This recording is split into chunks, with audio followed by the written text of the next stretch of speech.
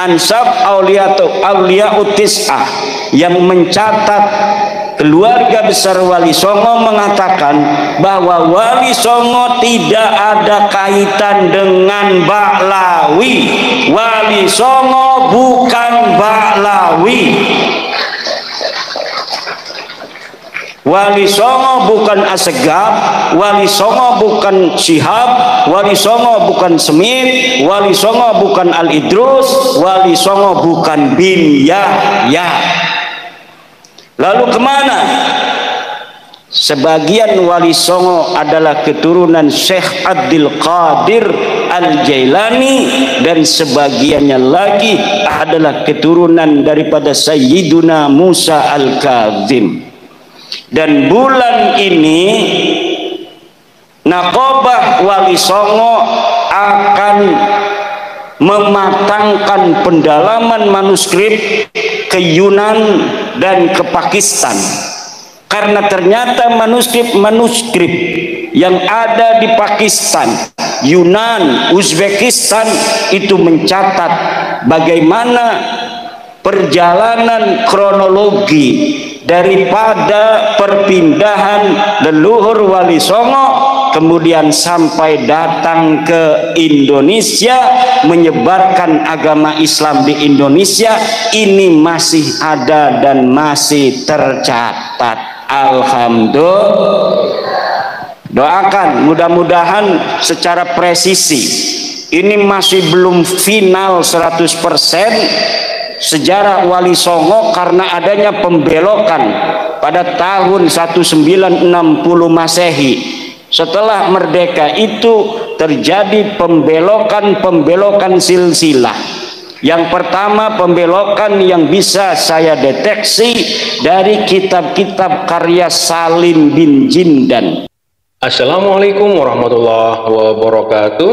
Selamat datang dan selamat berjumpa kembali di channel Kreatif Studio Family. Apa kabar teman-teman semua? Semoga baik-baik saja. Pada kesempatan kali ini saya mau berbagi ceramah agama dari Kiai Haji Imaduddin Usman Al-Bantani, yang mana pada kesempatan kali ini Kiai Haji Imaduddin Usman membahas tentang masalah sejarah Wali Songo dan masalah nasab Ba'lawi. Yuk, seperti apa ceramahnya? Langsung saja menuju ke videonya. Let's go. Assalamualaikum warahmatullahi wabarakatuh.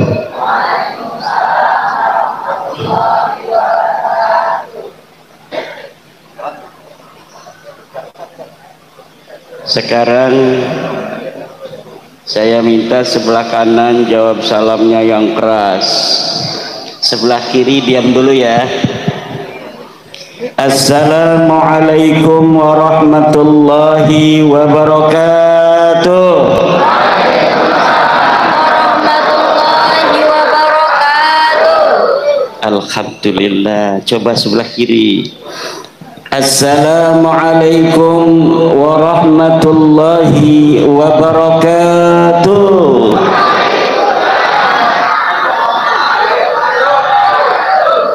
Alhamdulillah. Alhamdulillah.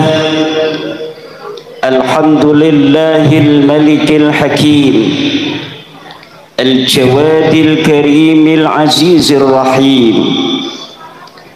فالطريق إليه واضح للقاصدين، والدليل عليه لائق للناذرين. والصلاة والسلام على سيدنا محمد وعلى آله وأصحابه الطيبين الطاهرين. يا حي يا قيوم، يا حنان يا منان، يا ديان يا سلطان، يا ذا الجلال والإكرام. أما بعد، فيا أصحاب الفضائل، para alim, para ulama, para kiai, para asatidah, para kesepuhan, wabil khusus sahibil bait, keluarga besar al-maghfur lahu Kiai Haji Raden Saleh Salehat, wabil khusus kepada yang mulia Gus Hasan Kiai Haji Saifuddin, Gus Imdad, para alim, para ulama setempat. Ada para alim ulama 2 tempat. Kalau yang setempat istrinya 1, kalau yang 2 tempat istrinya 2.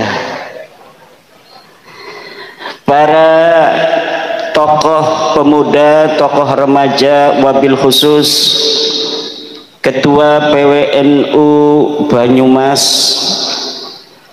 Ketua PWI Banyumas Bapak Agus Mariono, Ketua Laskar Sabilillah, Panglima Laskar Sabilillah Banyumas,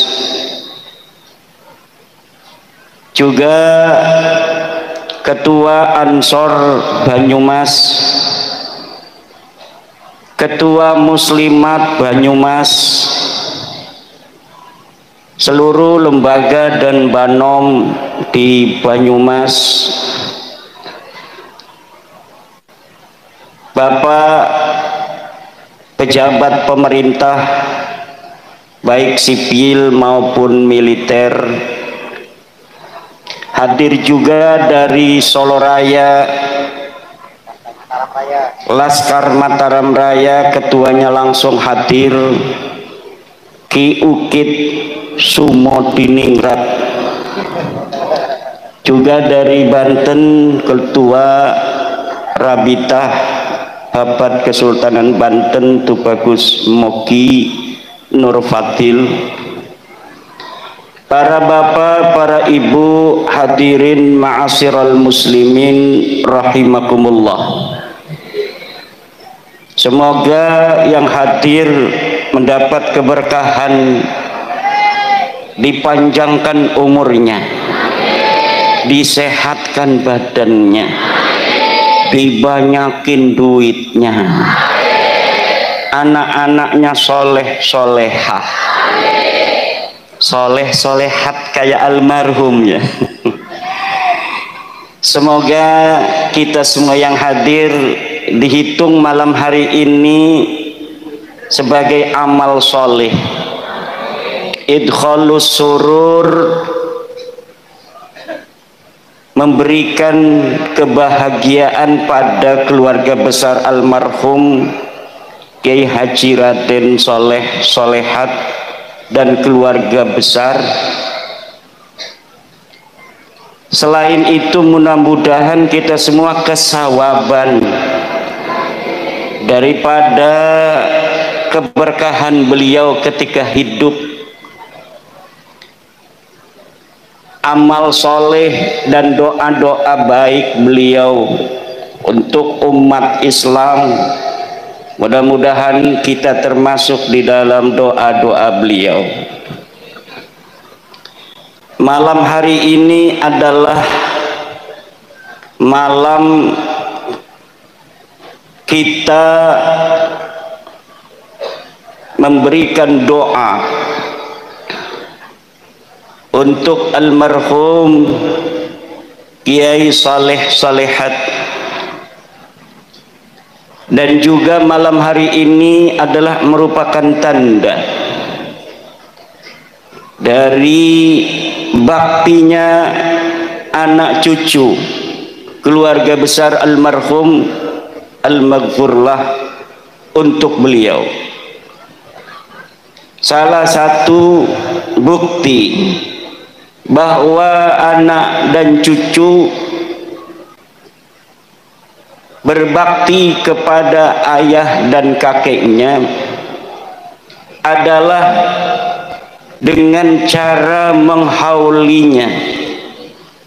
Baik menghaulinya itu hanya dengan membacakan surat Yasin 7 orang, maupun seperti malam hari ini yang luar biasa, dengan mengundang tetangga, mengundang jamaah, mengundang para santri, para kiai, tentunya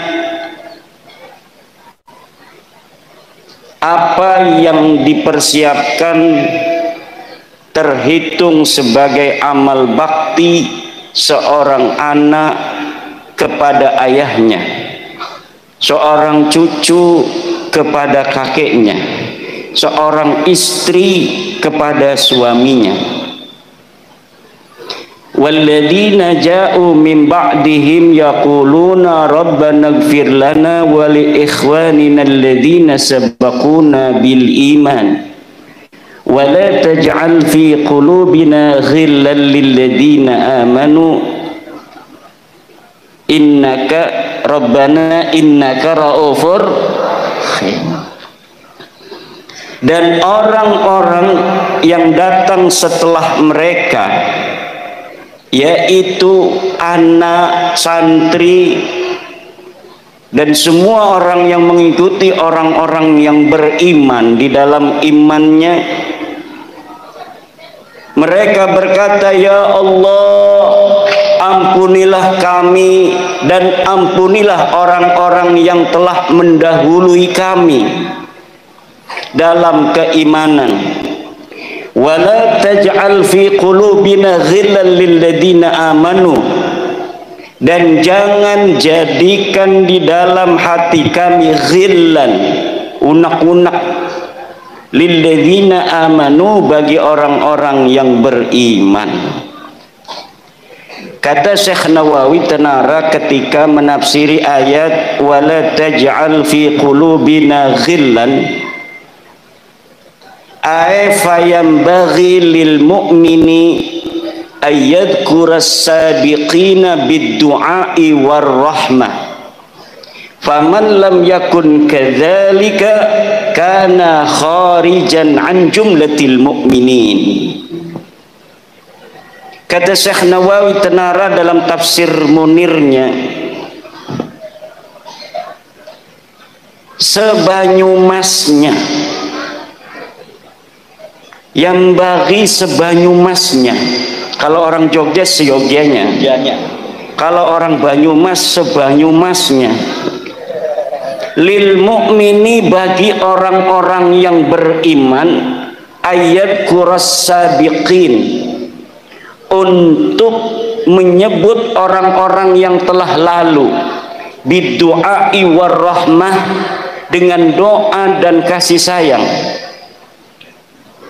Faman lam yakun kadzalik, maka siapa orang yang tidak seperti itu, tidak menyebut orang-orang yang telah tiada dengan doa dan kasih sayang, bi andakarahum bisuin, seperti dia menyebut orang-orang yang telah lalu dengan kejelekan-kejelekannya, kana kharijan min jumlatil mu'minin, maka dia keluar daripada rombongan orang-orang beriman. Selain untuk menyebut orang-orang yang telah berlalu dari keluarga kita yang telah tiada, haul juga adalah sebagai instrumen bagaimana kita bisa mentauladani kebaikan-kebaikan perjuangan yang pernah dilakukan oleh orang tua kita, oleh guru kita. Kemudian kita mengikuti jalan-jalan mereka. Dan juga acara haul seperti ini adalah upaya kita tetap melestarikan nama beliau, mencatat sejarahnya dalam memori, mencatat sejarahnya dalam ingatan, Alangkah lebih baiknya sejarah itu juga dicatat di dalam catatan. Untuk apa? Agar suatu masa, suatu ketika sejarah ini tidak hilang dari ingatan. Ada catatan sezaman bagaimana sepak terjang dari almarhum, siapa istrinya, anaknya berapa. Kalau diketahui silsilahnya kemana. Biar apa? Biar suatu saat, suatu masa tidak ada orang yang membelokkan silsilahnya. Nggih boten? Zaman sekarang banyak makam-makam yang silsilahnya belok. Betul? Banyak sejarah-sejarah yang tidak berjalan seperti apa adanya. Ada upaya-upaya perebutan peran-peran kesejarahan. Orang di masa lalu berjuang untuk negara dan bangsa. Leluhur orang Banyumas terkenal sebagai pasukan-pasukan Dipanegara. Pangeran Diponegoro yang pada tahun 1825 berjuang membela bangsa, berjuang mengusir penjajah. Bahkan di Banyumas ini banyak sekali yang masih keturunan dari Pangeran Diponegoro. Bagaimana beliau mau keluar dari istana Ngayogyakarta Hadiningrat, memilih berjuang di tengah-tengah hutan, menyepi di Goa Selarong, menyusun taktik mengusir Belanda, menyusun taktik mengusir penjajah. Kemudian banyak dari para pengikut-pengikut, pendamping-pendamping Pangeran Diponegoro yang berjuang, yang mereka dicatat, namun juga banyak dari mereka yang tidak dicatat. Lalu tiba-tiba dari para tokoh-tokoh yang tidak dicatat, yang makamnya jelas berkeramat karena dulunya adalah pendamping Pangeran Diponegoro, akhirnya namanya hari ini tiba-tiba bukan lagi seperti nama yang dikenal masyarakat, yang biasanya dikenal Mbah Jati, sekarang jadi banyak pindah jadi Bin Yahya. Makam-makam di daerah-daerah, di Semarang ada makam seorang pahlawan yang diatribusikan sebagai pahlawan dari Ngayogyakarta Hadiningrat. Namanya nama pejuang, makamnya ada di Pleret, Yogyakarta, namanya KRT Sumodiningrat, tapi hari ini makamnya bisa pindah sendiri ke Semarang. Bu,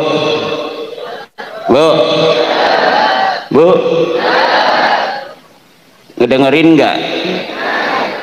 Ada makam pindah sendiri dari Jogja ke Semarang. Kedengaran? Kenapa dia sebagai pejuang Yogyakarta, mati di Yogyakarta, dimakamkan di Yogyakarta, hari ini makamnya pindah dewek melakuning Semarang?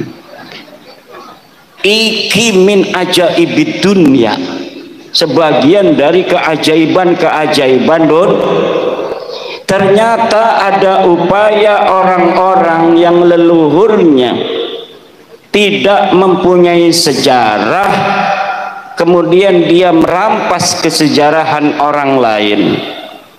KRT Sumodiningrat yang asli pakai sod sebagai putra Yogyakarta Hadiningrat, hari ini namanya menjadi Hasan bin Toha bin Yahya.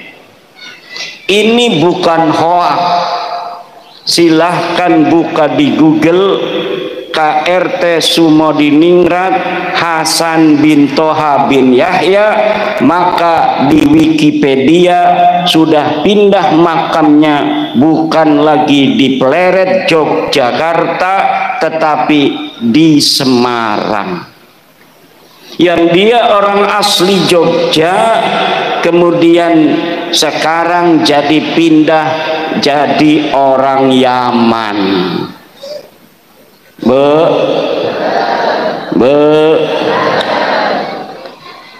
Nanti Kiai Raden Soleh Solehat, kalau hari ini anak cucunya nggak mau ngekholin, nggak mau ditulis juga sejarahnya, silsilahnya ke atas sampai Wali Songo, Sunan Prapen, Sunan Giri, itu nanti bisa jadi bin Yahya juga. Apalagi kalau anaknya sudah jadi Wahabi, nggak mau ziarah, anaknya sudah nggak mau ziarah kuburan orang tuanya, kuburan kakeknya nggak pernah ditongok-tongok, itu akhirnya bisa ada yang mengklaim karena orang soleh, kata sebagian ulama, di makamnya itu akan ada malaikat-malaikat yang mengamini doa-doa orang yang mendoakan daripada orang soleh yang ada di dalam kuburan itu. Setelah dia mendoakan si sahibul qabri, kemudian dia mendoakan dirinya kepada Allah, maka doanya akan diterima dan dikabulkan oleh Allah Subhanahu wa ta'ala.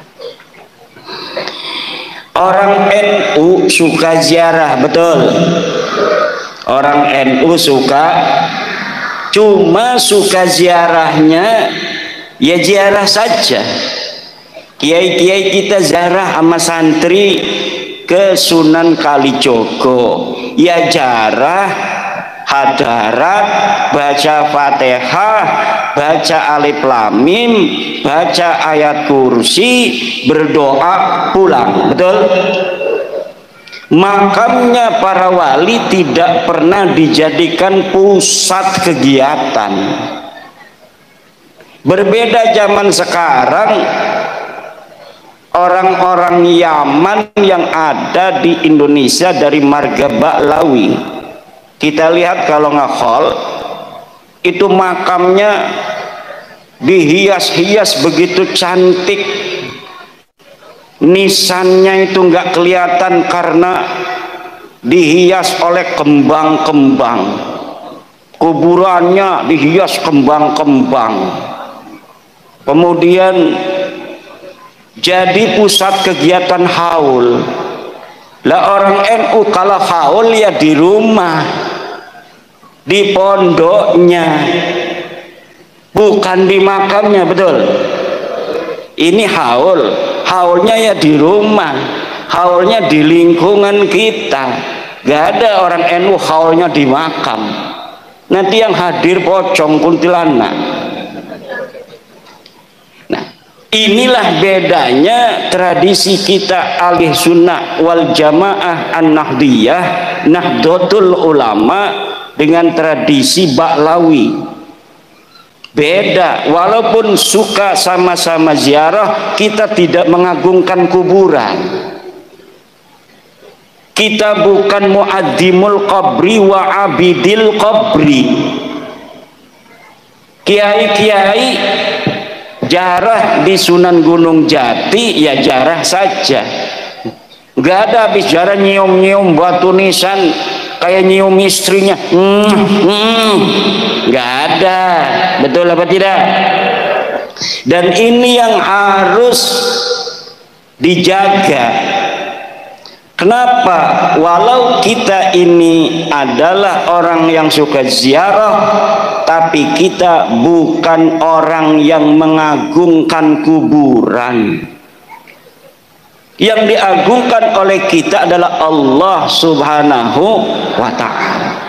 Jangan sampai kuburan menjadi pusat kegiatan, karena lama-lama kita akan nampak seperti orang yang menyembah kuburan. Kita mendoakan orang-orang yang sudah tiada dari keluarga kita. Kita mendoakan orang-orang yang berjasa pada masa lalu dalam menyebarkan agama Islam. Jangan sampai putus hubungan kita walaupun dia sudah tiada. Tapi bukan berarti kita harus nampak seperti orang yang menjadikan kuburan sebagai Ka'bah. Ka'bah kita ada di Mekah, Raudhah kita ada di Madinah. Hari ini kita lihat ada orang-orang yang menciptakan Raudhah baru. Kita lihat kemarin seorang Habib yang ada di Solo, tetangganya Ki Ukit. Dia jarah ke Tarim, ini kuburan Fakih Muqaddam, ini kuburannya Habib siapa. Itu katanya antara kuburan ini dan kuburan itu Raudhatun min Riyadil Jannah. Itu tasabuh dengan ucapan Rasul, antara mimbarku dengan makamku adalah Raudhatun min Riyadil Jannah. Raudhah itu hanya ada di Masjid Nabawi, jangan bikin-bikin raudhah. Seperti mau mindahin, mau ngalahin raudhahnya Nabi Muhammad dengan raudhah palsu, raudhah jadi-jadian. Ini saudara-saudara yang sedang terjadi. Seakan-akan kita mau diarahkan berpaling dari Mekah menuju tempat lain, dari Madinah menuju tempat lain. Kuburan Nabi Hud yang ada di Hadramaut ditawafin kayak nawafin Ka'bah. Itu berarti mindahin keramatnya Mekah, syarabnya Mekah. Katanya ada raudhah antara kuburan dan kuburan di Tarim. Ini mau memindahkan syaraful Madinah. Ada raudhah lain selain raudhah yang ditunjuk oleh Rasulullah Muhammad sallallahu alaihi wasallam. Belum lagi sejarah Indonesia ini dirubah oleh oknum-oknum Baklawi. Katanya Presiden Soekarno sebelum mengumumkan, memproklamasikan, daripada proklamasi kemerdekaan Indonesia, beliau malamnya itu sowan minta restu kepada seorang kabib. Ditolak oleh pakar sejarah Profesor Anhar Gonggong bahwa yang seperti itu tidak ada. Kemudian sejarah NU, Nahdlatul Ulama, organisasi kita, orang-orang santri, pengikut-pengikut kiai, organisasinya Nahdlatul Ulama dibentuk tanggal 31 Januari 1926. Itu sejarahnya ditulis, saksi hidupnya masih ada. Beliau sebelum meninggal membuat video, Kiai Haji Raden As'ad Samsul Ngarifin,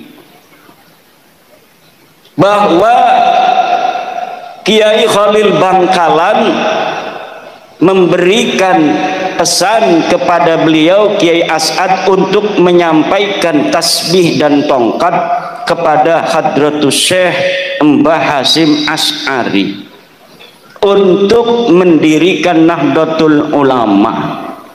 Kemudian Mbah Hasyim Asy'ari menyusun circle jaringan kiai-kiai pesantren di tanah Jawa. Kemudian berkumpullah ulama-ulama Surabaya di Surabaya, dan kemudian diadakan rapat pendirian Nahdlatul Ulama oleh kiai-kiai Surabaya dan Mbah Hasyim Asy'ari dan yang lainnya. Kemudian berdirilah Nahdlatul Ulama. Itu sejarah aslinya, dituturkan oleh orang yang menjadi saksi bagaimana kronologi daripada terbentuknya Nahdlatul Ulama. Tapi hari ini di sebuah buku disebutkan bahwa pendiri Nahdlatul Ulama selain ulama-ulama yang telah dikenal, ditambah oleh seorang kabib, namanya Kabib Hasyim bin Yahya. Lah ini PBNU kaget, kok bisa ada sejarah baru yang nama ini tidak ada di dalam kesejarahan NU di masa lalu. Buku sejarah NU sudah diterbitkan, kok sekarang ada upaya menambahi tokoh dalam sejarah yang dijadikan sebagai pendiri NU, padahal nama ini tidak ada pada masanya ikut mendirikan NU. Akhirnya Ketua Umum Pengurus Besar Nahdlatul Ulama dalam konferensi pers hasil sidang pleno memerintahkan kepada Rabitah Ma'ahid Islamiyah dan kepada Ma'arif NU untuk menarik buku tersebut dari seluruh madrasah dan pondok pesantren NU. Alhamdulillah. Nah, sekarang mulai terkuak. Hal ini ibu bapak hadirin ma'asyiral muslimin rahimakumullah sangat penting. Jangan-jangan kalau kita tidak memiliki perhatian yang besar terhadap sejarah bangsa kita, maka kita akan dipisahkan oleh kesejarahan leluhur kita di masa lalu. Kata seorang politisi, kalau kita ingin menguasai suatu bangsa, kita tidak usah dengan kekuatan tentara perang, tapi cukup hancurkan sejarah bangsa itu, maka nanti kita akan bisa menguasai bangsa itu. Politisi Jerman mengatakan, hapus sejarah suatu bangsa, maka satu generasi ke depan para bangsawannya akan merasa seperti orang biasa, dan pada generasi selanjutnya mereka akan menjadi seperti kambing. Sejarah bangsa kita yang luar biasa, ibu-ibu. Ibu-ibu ini turunan daripada bangsa Nusantara. Bangsa naon? Ngertos untuk bahasa Sunda? Ngertos? Alhamdulillah. Saya yang gak bisa bahasa Sunda. Saya walaupun orang Banten ngomongnya Jawa, kayaknya mah bengene wong Banyumas. Wong Banyumas lunganing Banten, karena pada saat Sunan Gunung Jati Syarif Hidayatullah diperintahkan untuk menyebarkan agama Islam tentaranya masih tentara Demak. Tentara Demak itu ya dari Demak, Semarang, Brebes, Tegal, Banyuwangi, Pemalang, Cirebon, datang ke Banten. Jadi yang bersama dari para penyebar agama Islam Banten pertama itu banyaknya orang-orang Demak, orang-orang Banyumas. Maka ngomongnya bodoh. Orang go kayak wong Solo. Pada ngapa? Wong Kresek Tenara ngomongin apa? Arep apa sirah? Pada karo Kang Agus Mariono dari PKC Cina. Kata Pak Andi Kurniawan, ini orang-orang yang sedang meluruskan sejarah Indonesia ini. PWI, Perjuangan Wali Songo Indonesia, Laskar Sabilillah, ini antek-antek Cina komunis. Pimpinannya 3, 1 Agus Mariono, ini orangnya nih. Yang ketua PWI Banyumas itu disebutin oleh Andri Kurniawan, orang HTI. Kedua Mogi Tubagus, Mogi Nurpadil, ini antek Cina bener nih, kelihatan tuh. Yang ketiga baru saya, Imaduddin, katanya antek Cina.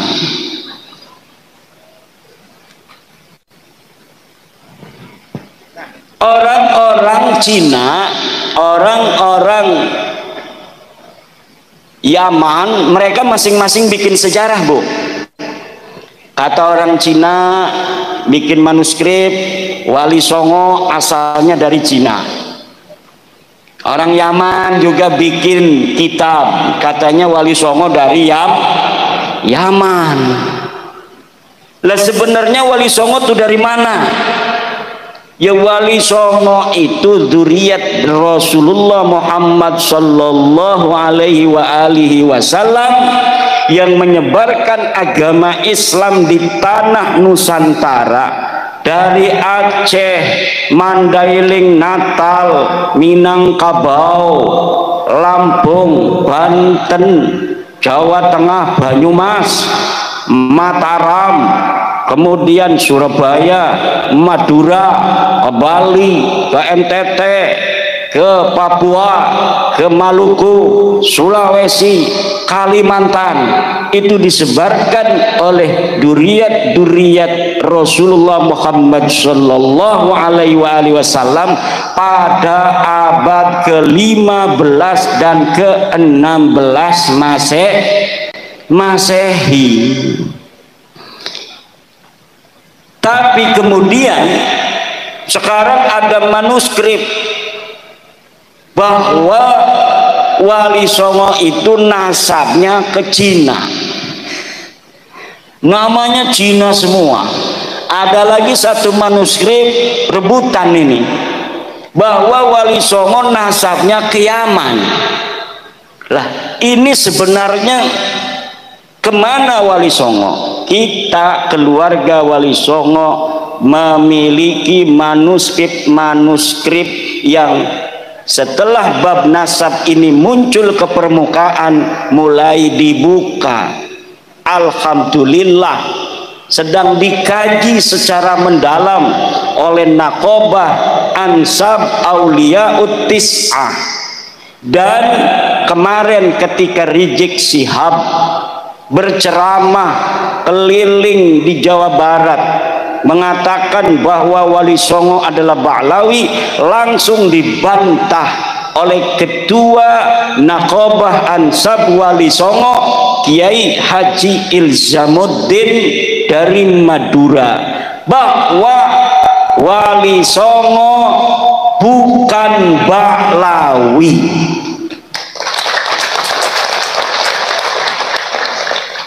Pernyataan daripada ketua Naqobah Ansab Auliyaut Tis'ah itu bisa ibu bapak dengarkan dan tonton di YouTube.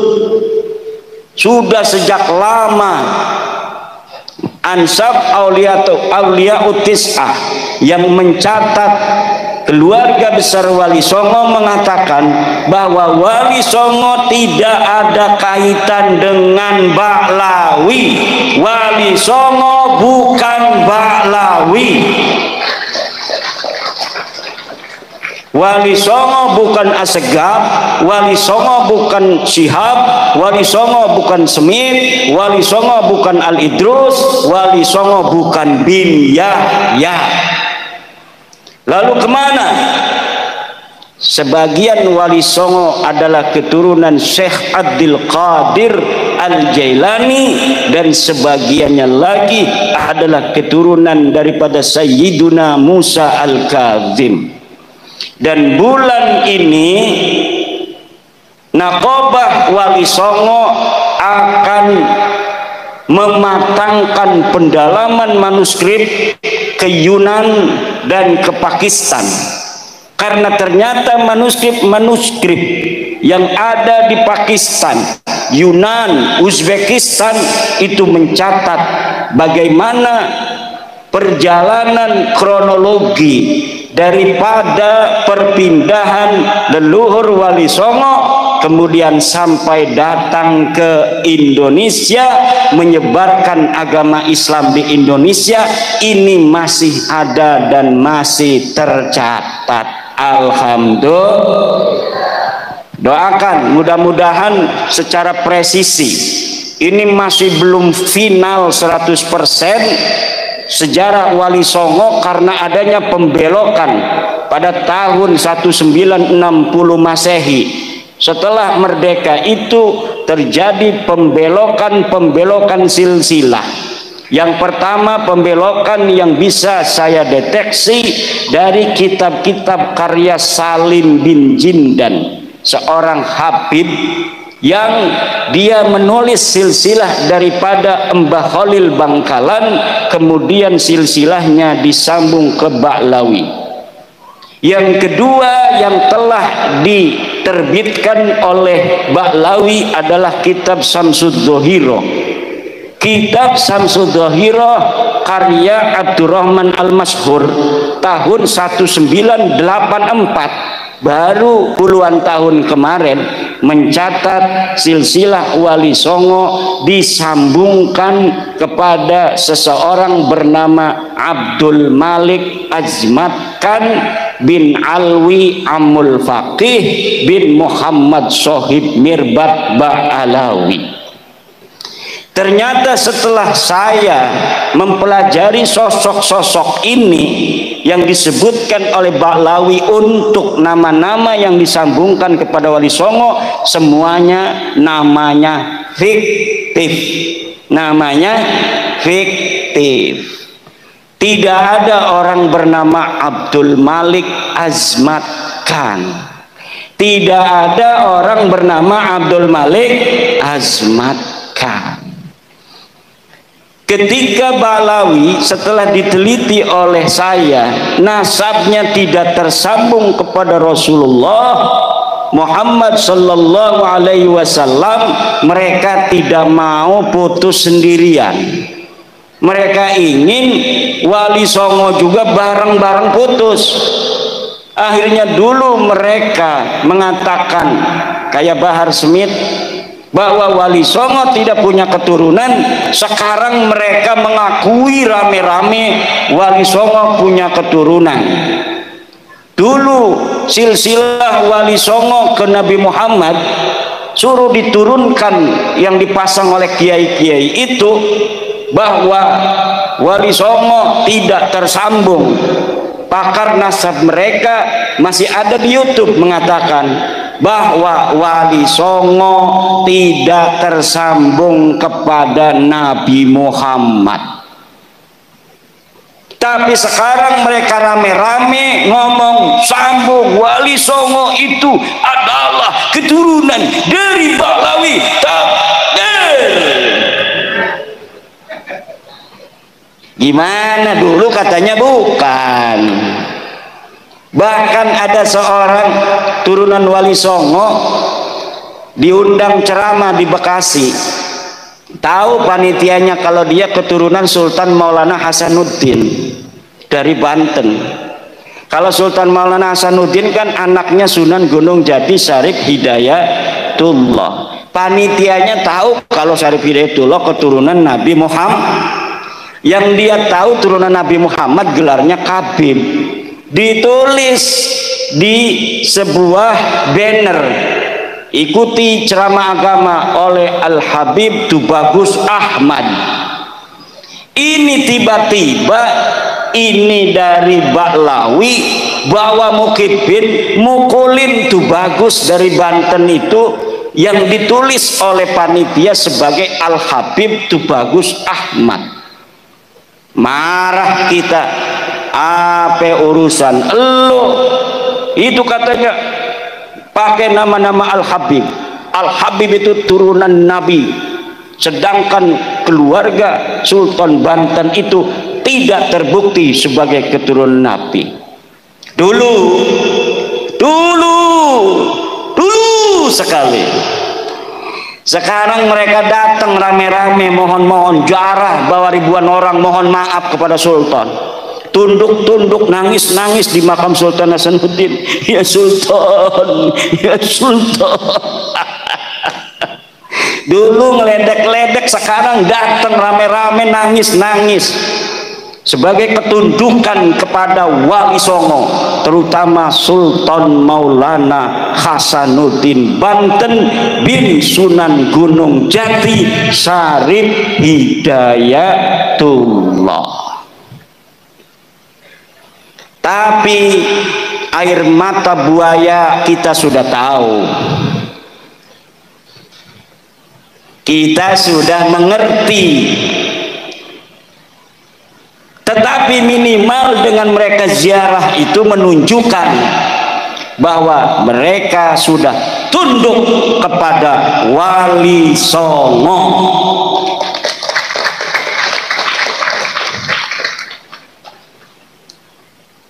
Karena memang dalam kesejarahan Islam di Indonesia, dukhulul Islam di Nusantara disebarkan oleh Wali Songo.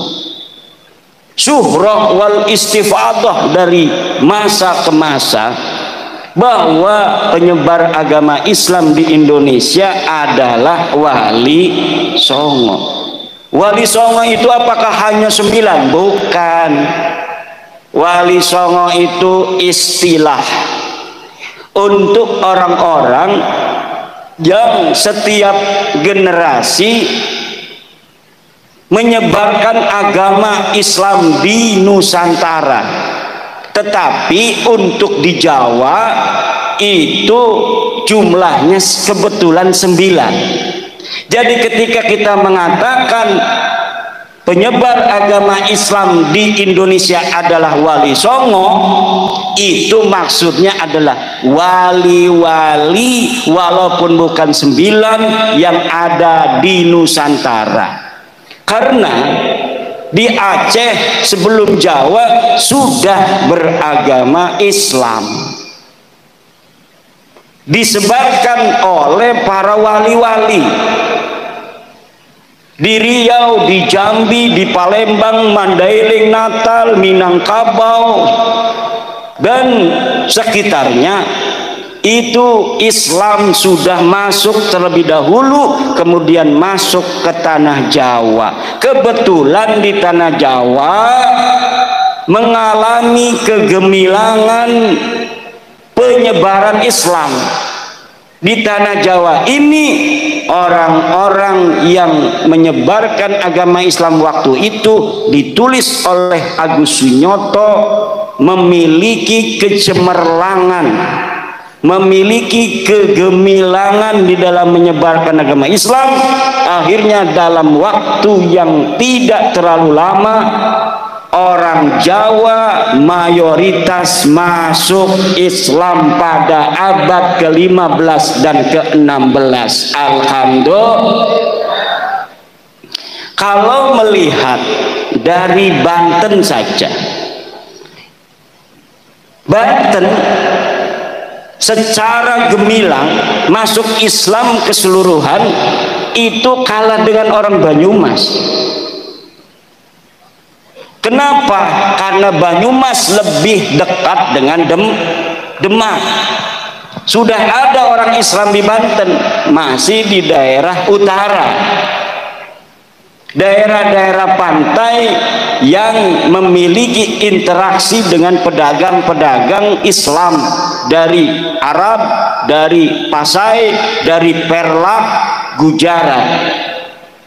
Tetapi secara masif Islam berkembang adalah ketika Sunan Gunung Jati Syarif Hidayatullah menaklukkan daerah-daerah Jawa Barat bagian kulon dengan kemudian menikahi Nyai Kaung Anten.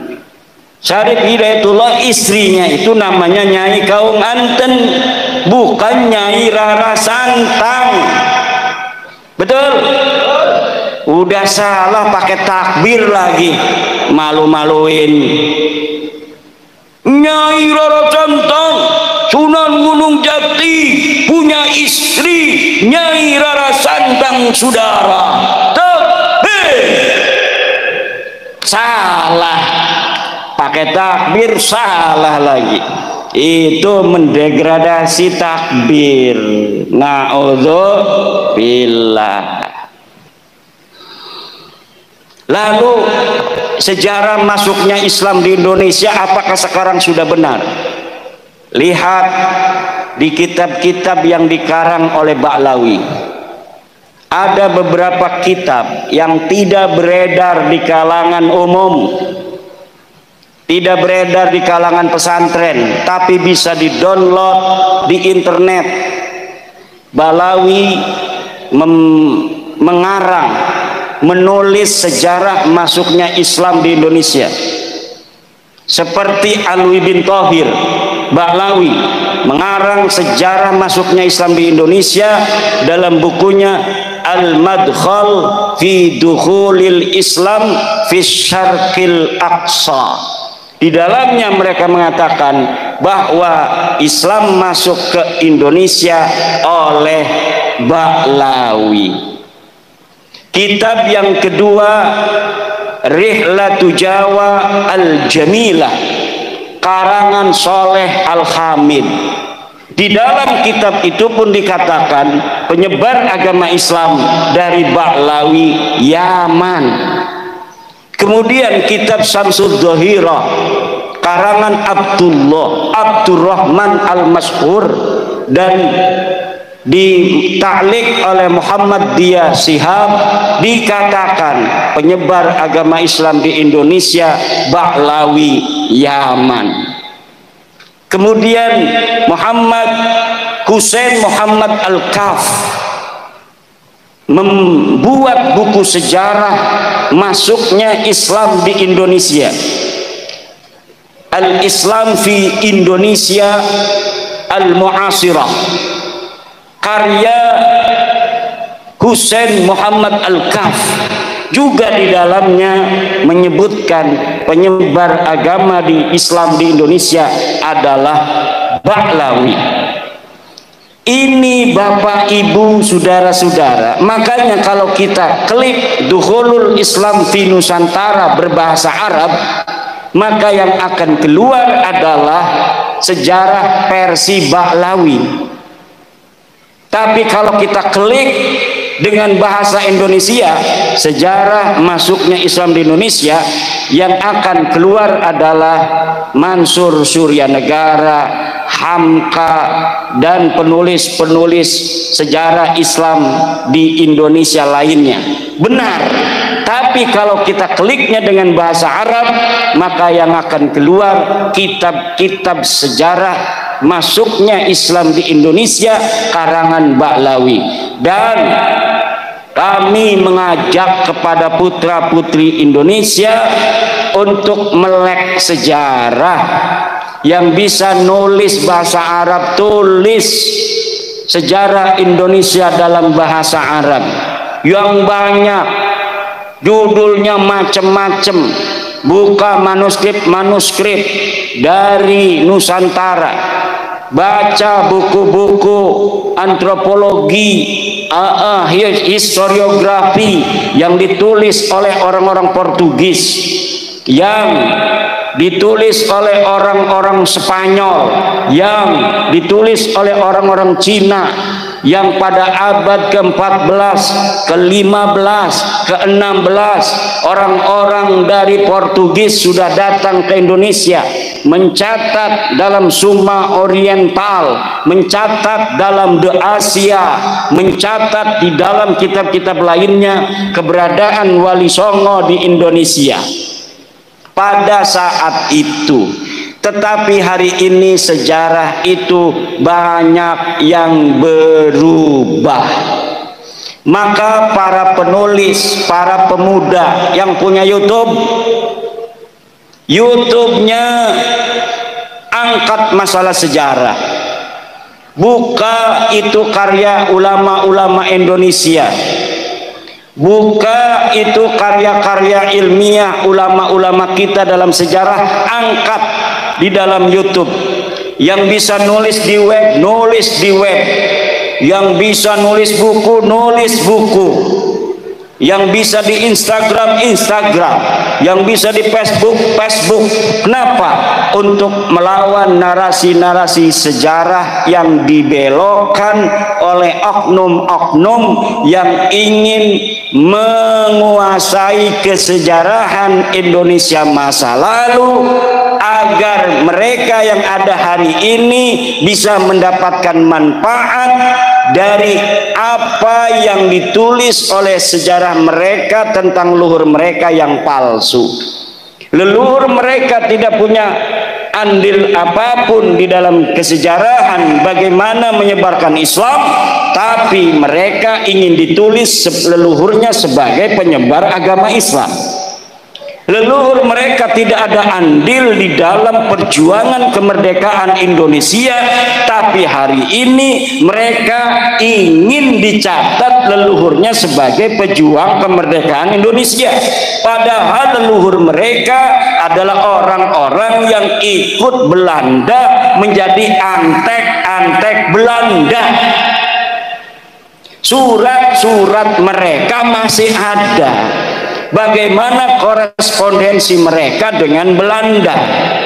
Doa-doa ulama-ulama mereka masih ada sampai sekarang di Leiden, Belanda.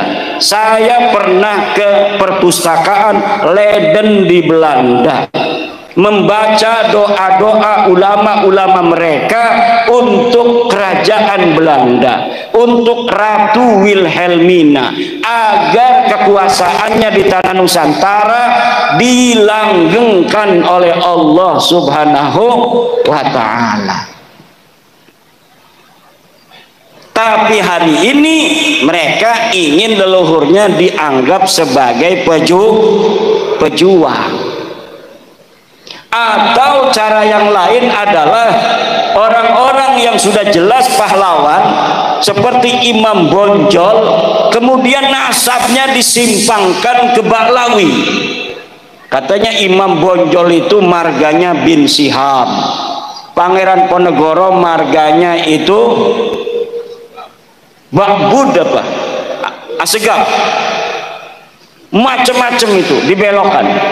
Di Ponegoro marganya apa katanya? Ada Asegaf, dari keluarga Bakbud nganggapnya Pangeran Ponegoro Bakbud. Kemudian dari keluarga bin Yahya nganggapnya bin Yahya. Nah, nanti yang benar yang mana? Semuanya pengen leluhur mereka dianggap pahlawan, walaupun mereka yakin itu pahlawan palsu. Kenapa mereka enggak takut kepada Allah ketika mereka memalsukan itu? Ini pertanyaan besar. Kok kayak enggak takut sama Allah? Kok enggak kayak percaya adanya hari hisab? Mereka tahu Pangeran Diponegoro itu adalah putra daripada Hamengkubuwono III. Udah tahu ada sejarahnya. Dia asli orang Jawa. Tapi kenapa kemudian mereka tidak malu untuk membelokkan leluhurnya Pangeran Ponegoro diakui sebagai orang Yaman? Ini tidak masuk akal fitri. Ini ada masalah dengan akal mereka ini. Kalau sampai ketahuan apa enggak malu? Buktinya sekarang sudah ketahuan, tapi pelangga-pelongo bayar orang aku. Kemeliti. Kemudian ada Mbah Abdul Malik Banyumas. Nggih. Mbah Abdul Malik Banyumas ya asli wong Banyumas, ngomongnya apa? Katanya itu adalah bin Yahya. Masya yang masih hidup Al-Mukarram As-Syekh Maulana Roma Irama. Daripada Maulana yang lain itu yang jelas saja sih perjuangannya pada Islam. Roma Irama, betul, lagu-lagunya kita dengerin, lagu Roma Irama, Masya Allah, sebujur bangkai kita ingat mati, betul. Daripada orang ceramah halu-halu Mi'raj 70 kali, leluhurnya bisa membuat rantai dari emas, bisa luar biasa itu keramat-keramat, memadamkan api neraka, bisa menyalati orang yang mati walaupun leluhurnya sudah mati ratusan tahun. Dicekoki umat Islam Indonesia dengan khurafat. Wih, kayak orang Muhammadiyah, orang Wahabi ngomong khurafat katanya. Bukan, Pak. Karomah dan khurafat itu beda. Kalau di dalam kitabnya Imam Asy'arani itu menulis keramat-keramat para aulia. Walinya ada, keramatnya zahir, orang tahu semua, ditulis oleh Imam Asy'arani, itu namanya keramat. Tapi kalau orang biasa kayak Muhammad Shahib Mirbat yang tidak ada keterangan dia ulama, kemudian disebutkan keramatnya, itu namanya khurafat, cerita-cerita palsu. Untuk apa tujuannya? Glorifikasi leluhur mereka yang tidak mau kalah dengan wali-wali lain yang ditulis keramatnya. Kalau Syekh Abdul Qadir Jailani keramatnya zahirun muntasyarun, itu ditulis dan ada saksi dari kitab-kitab yang satu masa dengan Syekh Abdul Qadir Al-Jailani. Syekh Abdul Qadir Al-Jailani satu masa dengan Ibnul Jauzi. Ibnul Jauzi menulis dalam kitabnya bahwa ada di Baghdad seorang ulama besar namanya Syekh Abdul Qadir Al-Jailani, seorang sufi yang sangat dicintai oleh orang-orang yang awam, yang dia menulis kitab-kitab keramatnya dohir, disaksikan orang banyak. Tapi kalau Faqih Muqaddam Baklawi, leluhurnya Kabib-Kabib yang katanya bisa Mi'raj 70 kali, saya cari nama Faqih Muqaddam di abad ke-6 dan ke-7 Hijriah, ada tidak ulama yang mencatat seseorang yang bernama Faqih Muqaddam? Tidak ada seseorang yang bernama Faqih Muqaddam. Dia orang Tarim, dia orang Yaman. Kitab di abad ke-7, ke-8 banyak sudah ditulis tentang ulama. Siapa saja yang ada di Tarim, tidak ada yang menyebut seseorang bernama Faqih Muqaddam yang dianggap wali dan keramat pada masa dia hidup, apalagi bisa Mi'raj ke langit 70 kali dalam sehari. Ayat.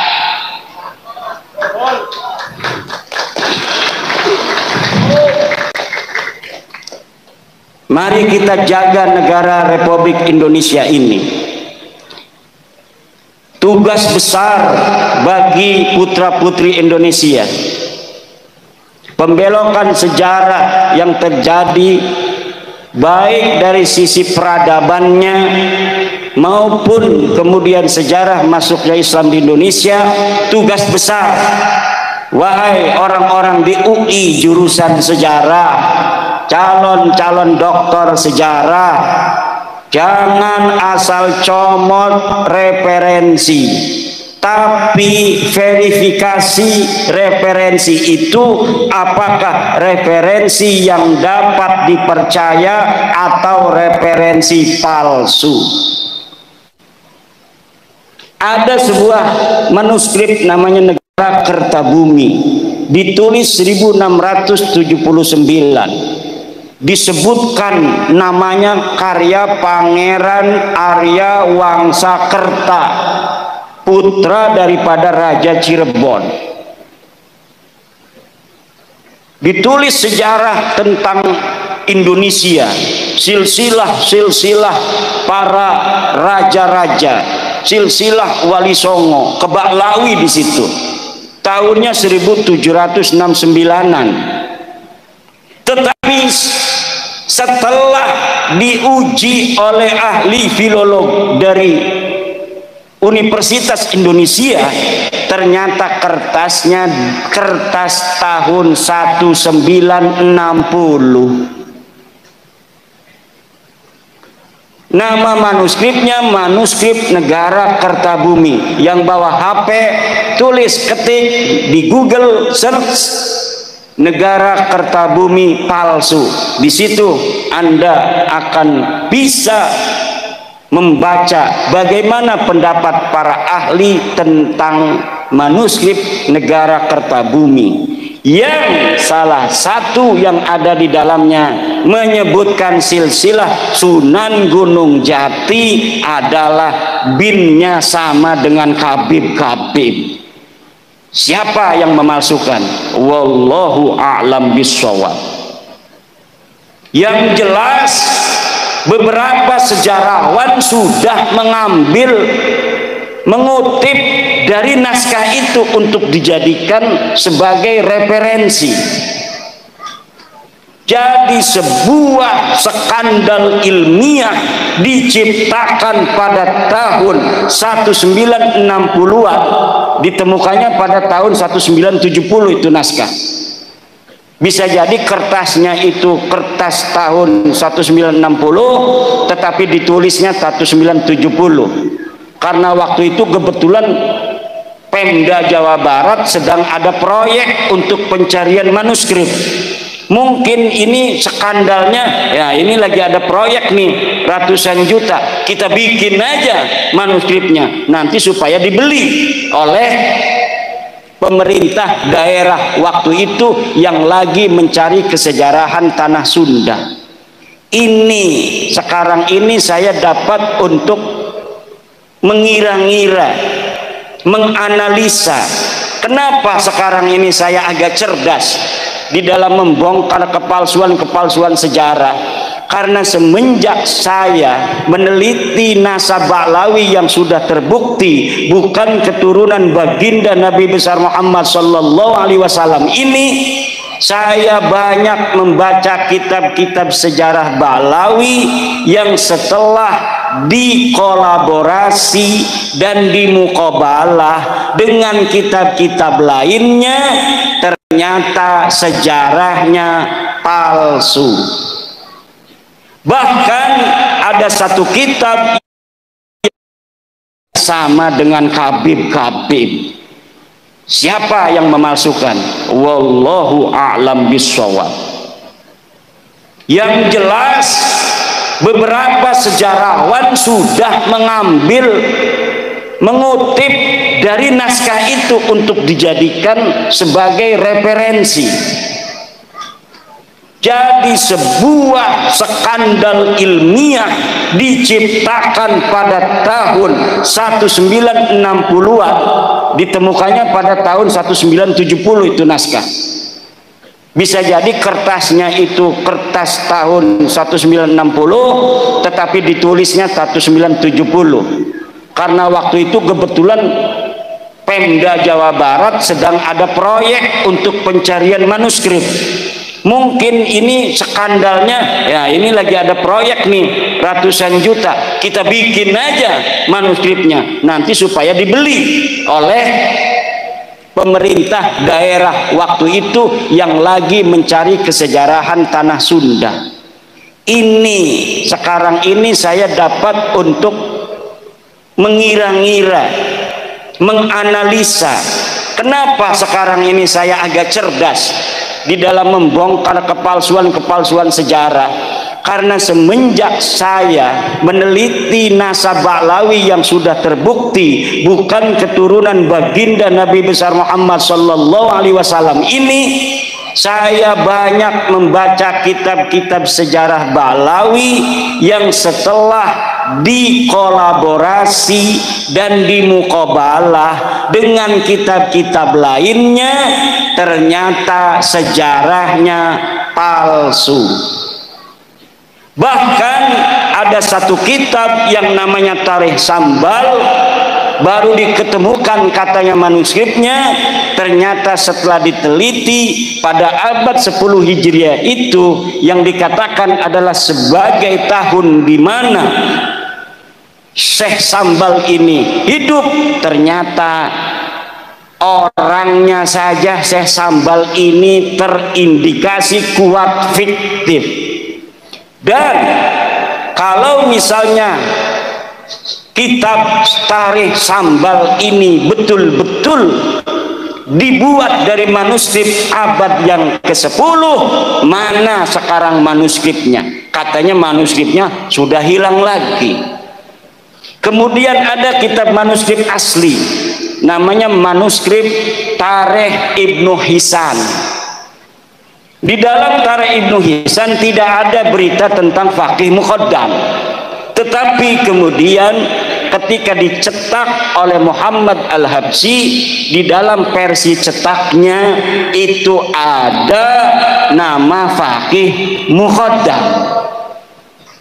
Akhirnya saya sekarang berkesimpulan sejarah Indonesia pun tidak aman dari pembelokan-pembelokan pada masa lalu.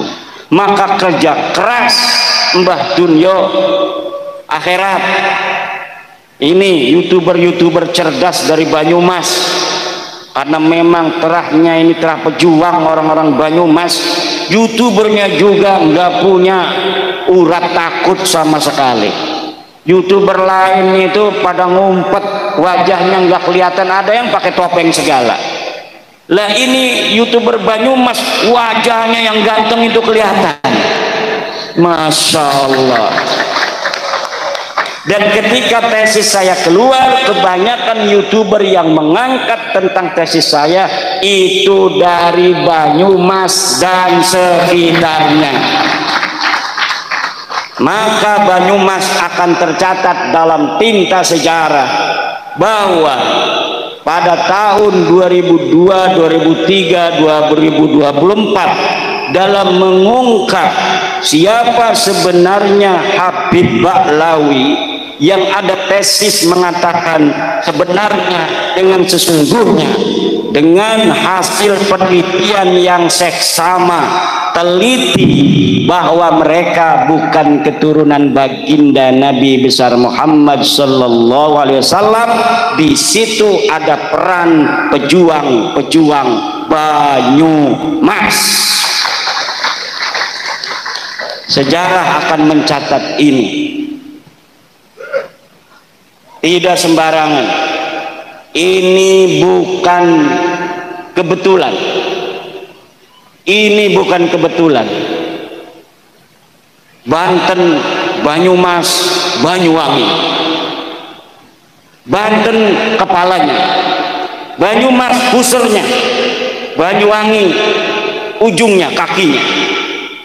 Kalau Banten kepalanya sudah mikir, Banyumas pusernya itu pepet, ini bisa mati orang. Tapi sekarang Banyumas sudah terbuka, tinggal kakinya Banyuwangi. Ini apakah sudah ada PWI Banyuwangi? sudah ada kakinya berjalan. Pantas sekarang sudah terbukti benar-benar bahwa Ba'lawi, Habib itu terbukti secara ilmiah, ilmu nasab, ilmu sejarah dan tes DNA, mereka bukanlah keturunan baginda Nabi besar Muhammad sallallahu alaihi wasallam. Dan ini kita di dalam memutuskan itu tidak berdasarkan kebencian, tidak berdasarkan kajian ilmiah yang sesungguhnya. Kita kasihan kepada mereka. Sekarang kita kasih tahu, ente Bib bukan turunan Nabi, maaf. Ini buktinya sejarah. Kitab-kitab sejarah tidak mencatat keluarga ente sebagai turun Nabi. Ini kitab-kitab nasab, leluhur ente tidak dicatat sebagai keturunan Nabi. Ini hasil tes DNA keluarga ente dari Yaman. Sudah 180 orang yang tes DNA dan semua tes DNA-nya haplogrupnya G. Kalau keturunan Nabi haplogrupnya J1. Kalau orang-orang yang haplogrupnya G itu menunjukkan dia bukan hanya bukan keturunan Nabi, tapi mereka juga bukan orang Arab. Haplogrup G itu orang Turki yang ada hidup di wilayah Kaukasus. Ini sudah final, tinggal dipatehain malam ini. Patehain gak nih? Kita patehain bahwa bapak-bapak, ibu-ibu yang hadir pada malam hari ini sudah final hasil penelitian bahwa satu, Ba'lawi, Habib ini dari bin Syihab, bin Smith, As-Segaf, Al-Idrus, bin Yahya dan sebagainya bukan keturunan baginda Nabi besar Muhammad sallallahu alaihi wasallam. Bibarakati jami'il auliya ittis'ah, bibarakati jami'i auliyai fi Banyumas, bijami'i barakati wa karamati Arya Mandalika, wa bibarakati wa karamati Syekh Sunan Gunung Jati Syarif Hidayatullah, wa bibarakati wa karamati Syekh Abdul Qadir Al-Jailani radhiyallahu anhu. Al-Fatihah. A'udzu billahi minasyaitonir rajim.